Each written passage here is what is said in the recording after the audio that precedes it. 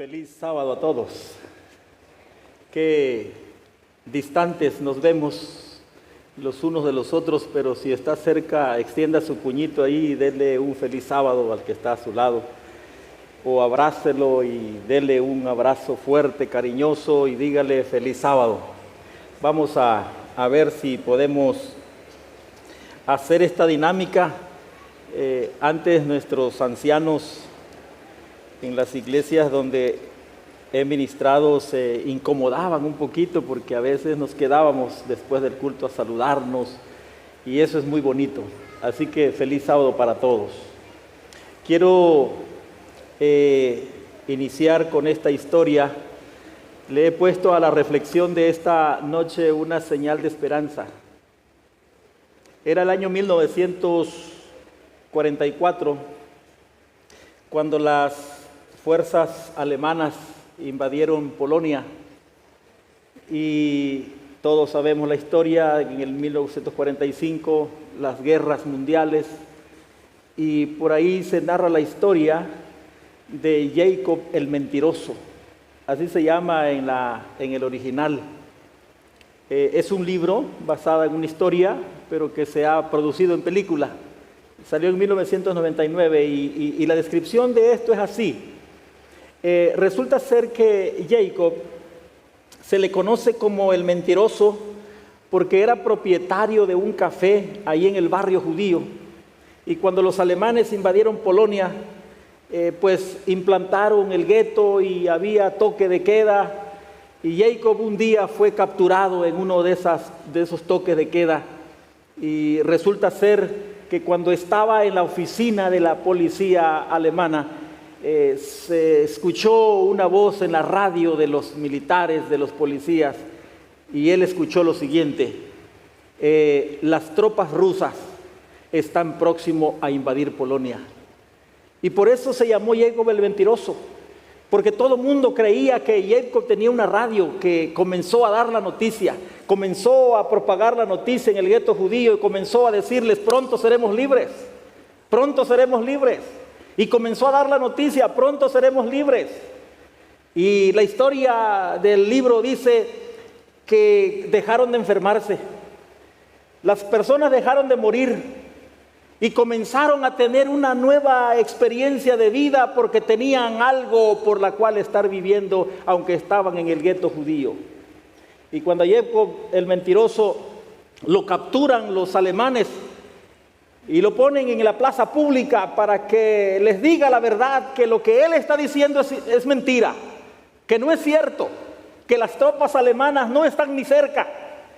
Y antes de ser fusilado, Jacob le dijo a todos los judíos ahí reunidos: crean, yo tengo una señal de esperanza. Y fue asesinado. Esta noche quiero compartir con ustedes, en los últimos días se han realizado muchos estudios respecto a la esperanza. Hay libros completos desde la postura científica.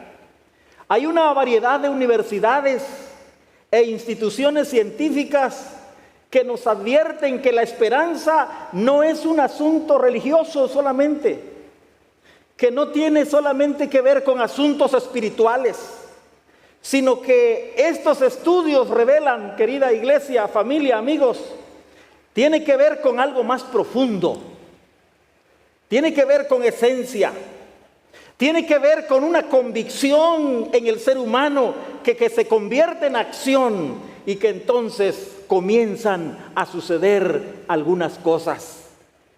Por ejemplo, el filósofo y teólogo germano Paul Tillich en 1965 manifestó dos posturas y dijo: hay dos tipos de esperanza, la esperanza falsa y la esperanza verdadera. La esperanza falsa siempre la atrapan los necios, porque la esperanza falsa, dice Tillich, que está basada en venganzas, está basada en ideas espurias, en ideas erróneas. Pero también él dice que hay una esperanza verdadera, esa esperanza real. Esta proporciona la habilidad para aceptar la pérdida y la vulnerabilidad para enfrentar la incertidumbre. Desde entonces se manifiesta que la esperanza juega un papel muy importante en el diario vivir de los seres humanos. Pero llamó mucho mi atención que una expresidenta inmediata de la APA, que es la Asociación Americana de Psicología, en el 2020 dijo lo siguiente: la esperanza no es la negación de lo que es. Llamó mi atención eso. Esperanza no es negar tu realidad. Esperanza no es optimismo fallido.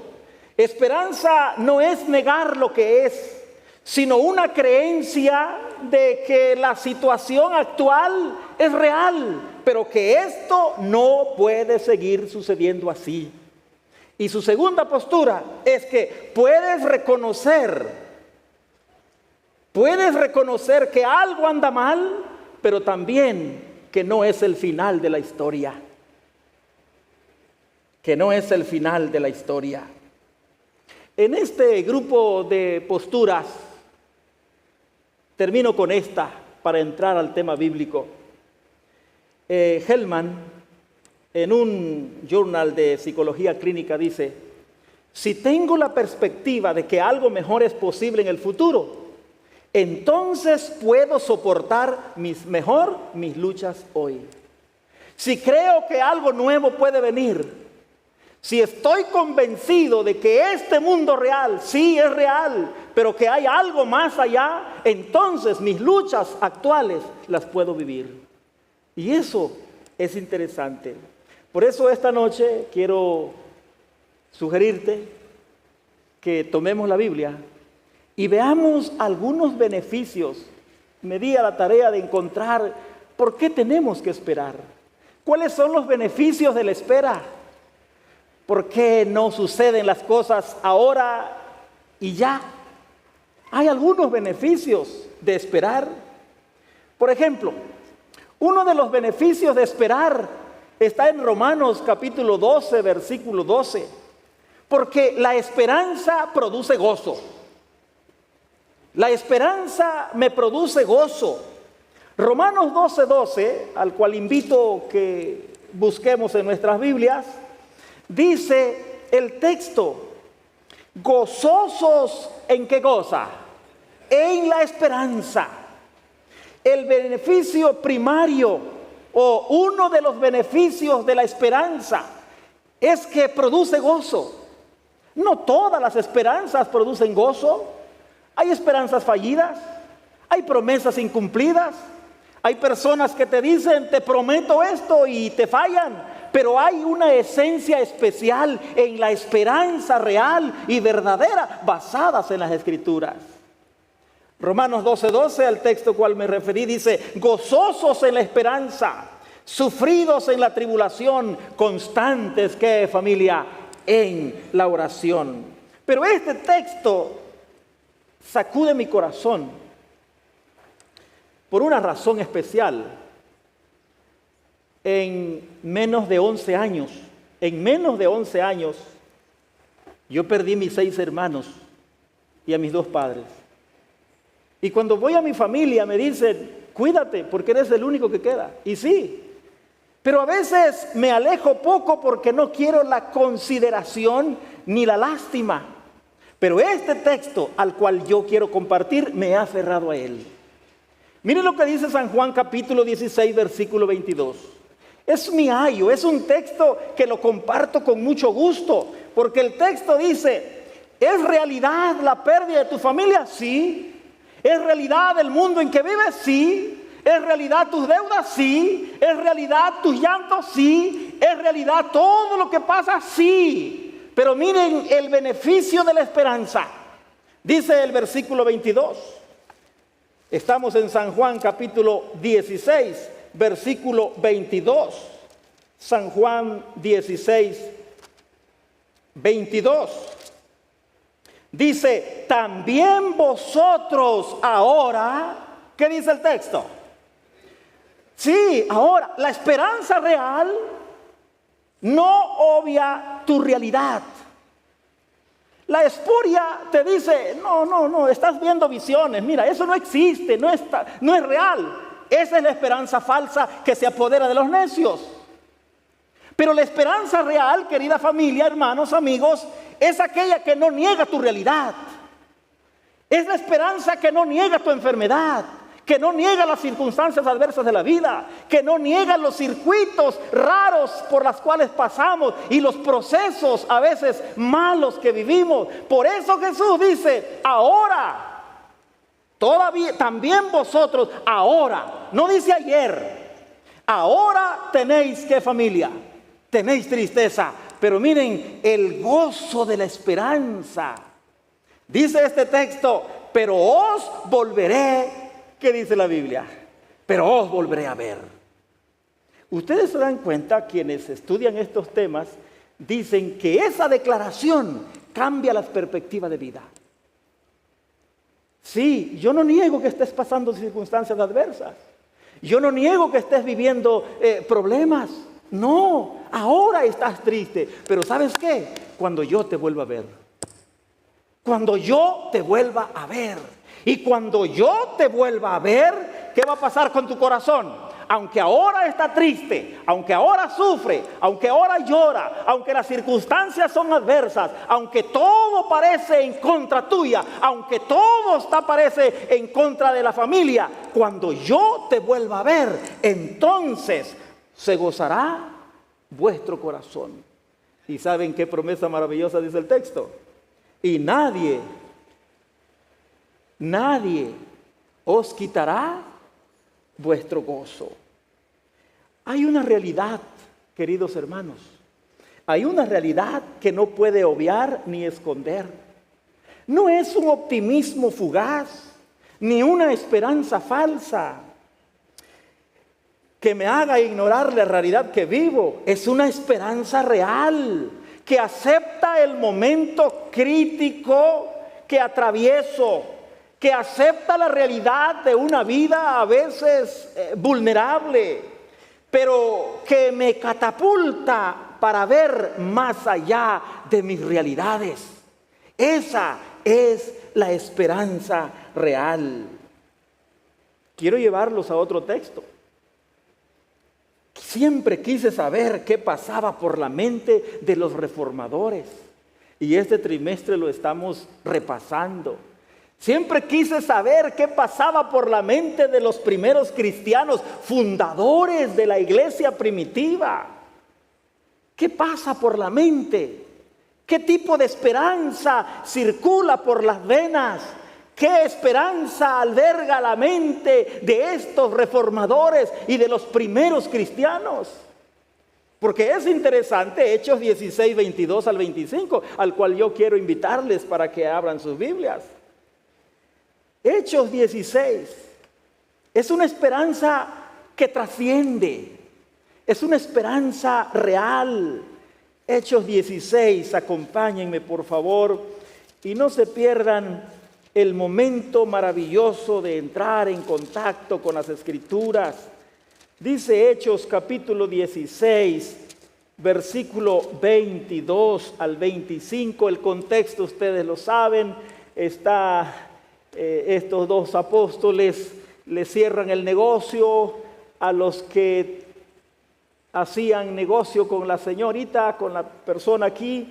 Pero dice el versículo 22, entonces se agolpó, Hechos 16, 22.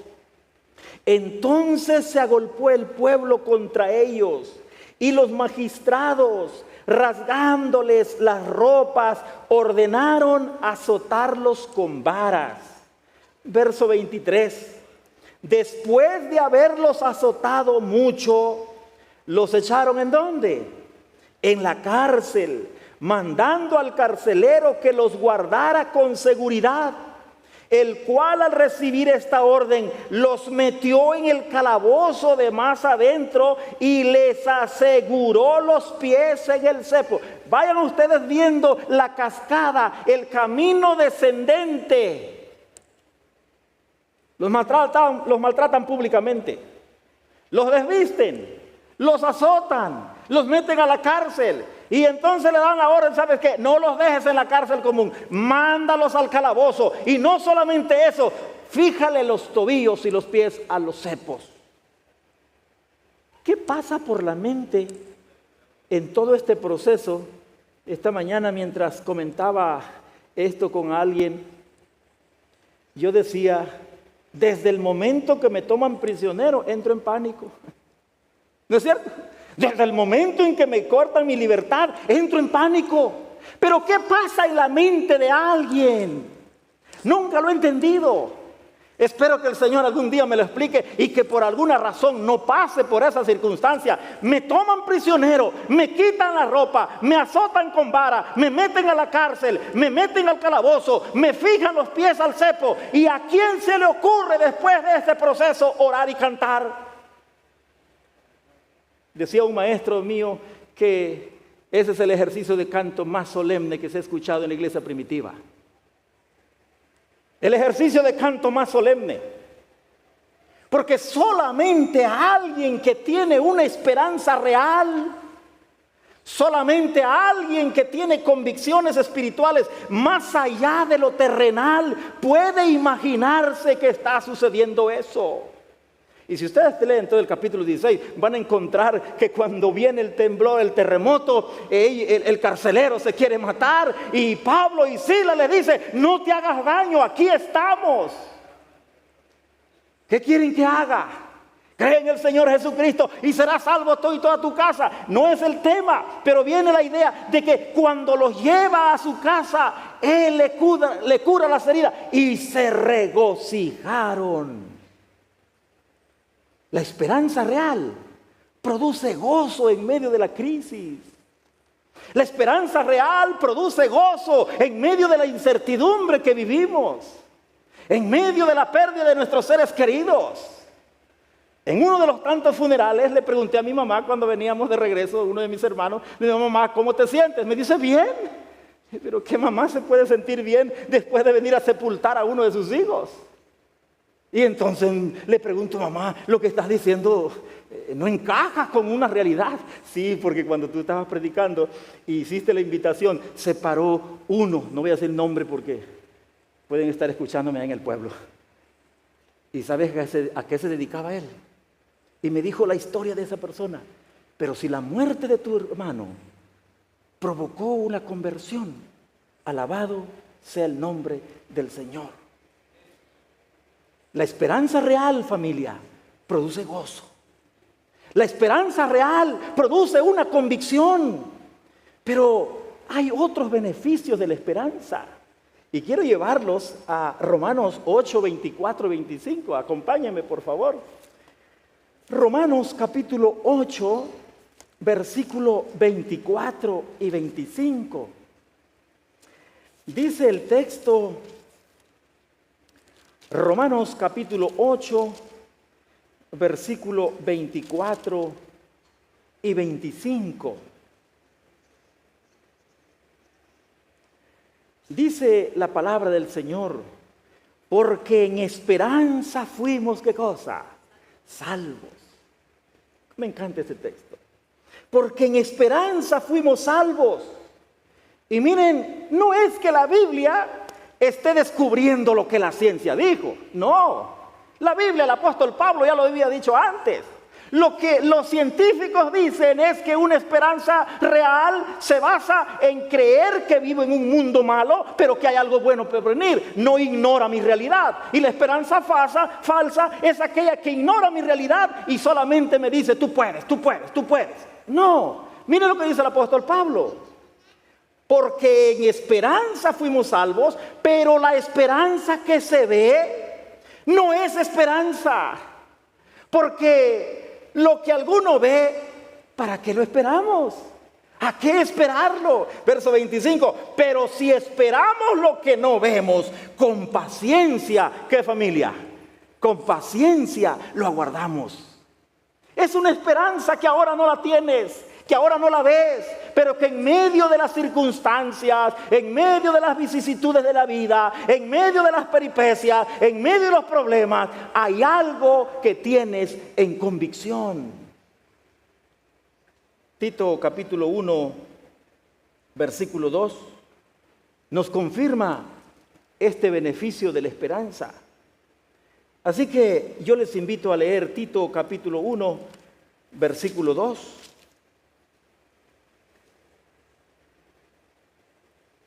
Dice la palabra del Señor, en la esperanza, ¿de qué dice allí? En la esperanza de la vida eterna, la cual Dios, que no miente, prometió desde antes del principio de los siglos. Los que somos de Voy por el mar para atrás, recordarán el canto del himnario anterior 380.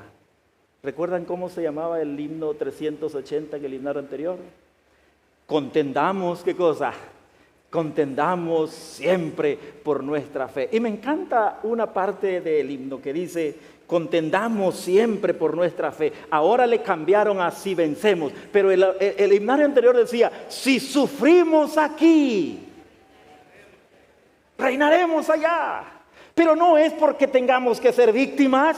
No, es que el contexto es que hay una esperanza real en el corazón de los hijos de Dios, que a pesar del sufrimiento, que a pesar de todos los chascos y el ambiente social, político, religioso que podamos estar viviendo, a pesar de eso, hay una esperanza real en nuestro corazón. Y nos vamos a mantener en esa dirección. Hay otros beneficios que por tiempo no los voy a mencionar, pero por ejemplo hay un beneficio emocional en la esperanza. ¿Saben cuál es el beneficio emocional? De que Dios enjugará, ¿qué cosa? Nuestras lágrimas, sí. Voy a leer solamente una declaración bien cortita en el Conflicto de los Siglos, en la página 301. Miren lo que dice: para el cristiano, la venida de Cristo traerá alivio de los sufrimientos y tribulaciones de la vida. ¡Qué bendición!, ¿no es cierto? Para el cristiano, la esperanza del regreso de Jesús trae alivio, trae paz, trae gozo, trae la expectativa de que algo bueno y mejor va a suceder. Pero hay beneficios espirituales en esperar. ¿Saben cuál es uno? Busquen Primera de Juan capítulo 3, versículo 3. Por favor, Primera de Juan capítulo 3, versículo 3. El texto nos es muy claro. Y uno de los beneficios espirituales de esperar es que nosotros con la esperanza tenemos la gran oportunidad de mantenernos en un proceso de santificación y purificación. Primera de Juan 3:3 dice, y todo aquel que tiene, ¿qué dice la Biblia? Y todo aquel que tiene esta esperanza. ¿Qué sucede con aquel que tiene esta esperanza? ¿En él qué cosa? En él se purifica. Uno de los beneficios de la esperanza es que en la medida que se acerca el regreso de Jesús, en la medida de que nuestras convicciones espirituales, en la medida que nosotros nos acercamos a ese momento, hay una purificación porque estamos metidos en esa esperanza. Hay algo que no es raro, pero sí hay algo especial en el corazón del ser humano. Y finalmente, familia, la esperanza nos pone en contacto con aquel que esperamos. Dice uno de los autores que al estar leyendo sobre la esperanza, dice, la esperanza falsa espera cosas, pero la esperanza real espera a alguien. La esperanza falsa espera actividades, cosas, lo que me prometiste, pero la esperanza real espera a alguien. Quiero invitarles a abrir sus Biblias en segunda carta de San Juan, en la epístola de San Juan, en la segunda, en el versículo 12 especialmente. Esta es una esperanza maravillosa. Dice, tengo muchas cosas que escribiros. ¿Están leyendo conmigo? Tengo muchas cosas que escribiros, pero no he querido hacerlo por medio de papel y tinta, Pues espero, ¿qué cosa? Pues espero ir a vosotros y hablar cara a cara. ¿Para qué? ¿Para qué? Para que vuestro gozo sea cumplido. Esa es la esperanza real. Y esa es la bendita esperanza que tiene este pueblo. Esa es la esperanza que nos mueve. Esa es la esperanza que nos une. Esa es la esperanza que nos mantiene en perspectiva. Esa es la esperanza que nos mantiene en el camino. Esa es la esperanza que trae recompensa.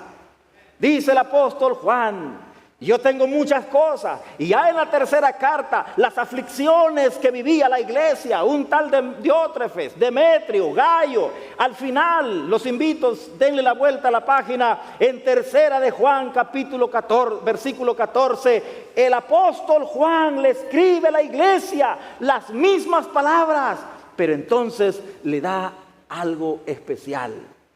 Yo tenía, versículo 13, yo tenía muchas cosas que escribirte. Estoy en tercera de Juan. Pero no quiero escribírtelas con tinta y pluma, porque espero verte, ¿qué familia? En breve, y hablaremos cara a cara. Eso de hablar cara a cara es cumplir una promesa. Queridos hermanos, amigos, familia, en el nombre del Señor, los invito a pensar en esta esperanza clara, en esta esperanza real. Termino con el texto de Tito 2:13. Hay que aguardarla, pero no guardarla. La palabra aguardarla, 2:13. ¿Aguardando qué cosa? Vamos a repetir ese texto. Aguardando la esperanza bienaventurada y la manifestación gloriosa de nuestro gran Dios y Salvador Jesucristo, el cual, ¿qué cosa dice el texto? Versículo 14. El cual se dio a sí mismo por nosotros. Yo quiero invitarte para guardar esta esperanza. Una esperanza real, una esperanza que sí se va a cumplir. En medio de nuestras tristezas, en medio de nuestras luchas, en medio de nuestras peripecias, en medio de nuestros dolores, la esperanza no obvia nuestra realidad, nos catapulta y nos coloca frente a un futuro glorioso, muy, pero muy a pesar de los desatinos que podamos tener en la vida. Yo pregunto en esta noche, ¿quieres seguir confiando en esta promesa? ¿Quieres seguir confiando en esta esperanza? ¿Quieres apuntarte en esta línea de esperar a Jesús? Porque cuando Él venga, entonces las cosas serán diferentes. Solamente Google, ponga la declaración cuando yo te vuelva a ver.